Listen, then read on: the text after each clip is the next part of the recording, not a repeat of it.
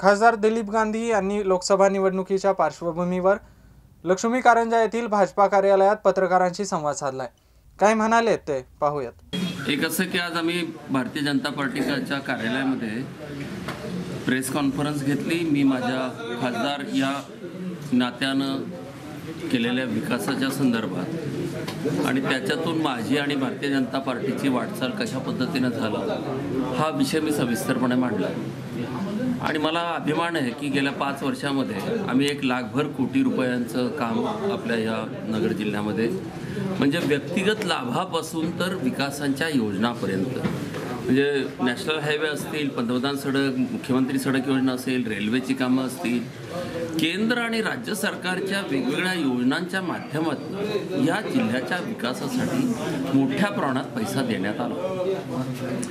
जनधन योजना असेल, स्वच्छ भारत योजना असेल किंवा शौचालयाची योजना असेल आणि शेतकऱ्यांच्यासाठी दुधाच्यासाठी सबसिडी असेल, कांद्यासाठी सबसिडी असेल आणि 22 धान्यांना हमीभाव देणं, ऊसाला MRP देणं, अशा सगळ्या दृष्टिकोनातनं केंद्र आणि राज्य सरकारच्या पंतप्रधान नरेंद्रभाई मोदी यांच्या नेतृत्वाखाली मुख्यमंत्री देवेंद्रजी फडणवीस यांनी या देशाचा आणि त्यात आपल्या राज्याचा एक विकासाचा मोठा अजेंडा निर्माण केला आणि त्यामुळे आपला अहमदनगर जिल्हा आता रेल्वेमध्ये परिपूर्ण होतो आहे, रस्त्यासाठी परिपूर्ण होतो आहे आणि त्याच्यासाठी इंडस्ट्री येण्यासाठी जो वातावरण लागतं ते वातावरण आता 1 वर्ष 2 वर्षात चांगलं तयार होईल आणि त्याच्यातून मोठे उद्योग आपल्या ह्या नगर जिल्ह्यामध्ये येतील आणि त्याच्यातून येणाऱ्या तरुण कौशल्य विकास हा सुद्धा एक मोठा विषय पंतप्रधान नरेंद्रभाई मोदींनी केला।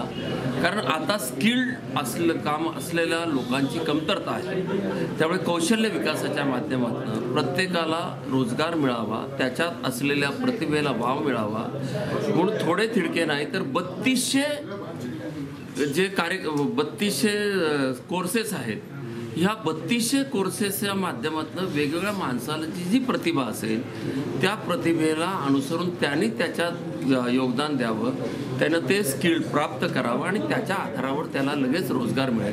अशा पद्धतीचा विषय केला। मुद्रा बँकेच्या माध्यमातून आपण आपल्या जिल्ह्यामध्ये सगळ्यात मोठ्या प्रमाणात विषय आपण केला आणि त्याच्यामुळे स्वयंरोजगार लोकांना मिळाला आणि त्याला एकट्यालाच रोजगार मिळाला नाही तर त्यांनी दुसऱ्या अजून 4 लोकांना आपल्याबरोबर कामाला घेतलं आणि त्याच्यातून मग भाजी विक्रेत्यापासून, डब्बा तयार करणाऱ्या वाचल्यापासून, रस्सी तयार करणारे म्हणजे आपल्याकडे चराट तयार करण्याचं काम जे जहाजाला लागतं आता मोठ्या प्रमाणामध्ये, अशा सगळ्या कामासाठी लोकांना एक मोठा फायदा झाला। म्हणून हा जो काही मी विकास केला या आधारावर भारतीय जनता पार्टीनं यावेळेस मला उमेदवारी न देता डॉक्टर सुजय राधाकृष्ण विखे पाटील यांना उमेदवारी दिली आहे। त्यामुळे मी स्वतः व्यक्तिगत शेवटी जो पक्षाचा निर्णय आहे त्या निर्णयाशी मी सहमत आहे आणि त्यामुळे आता मी आपल्या माध्यमात मी सर्व या अहमदनगर लोकसभा मतदारसंघातल्या सर्व जनतेला, मतदारांना अतिशय आपल्या माध्यमातून विनंती करतो की आपणही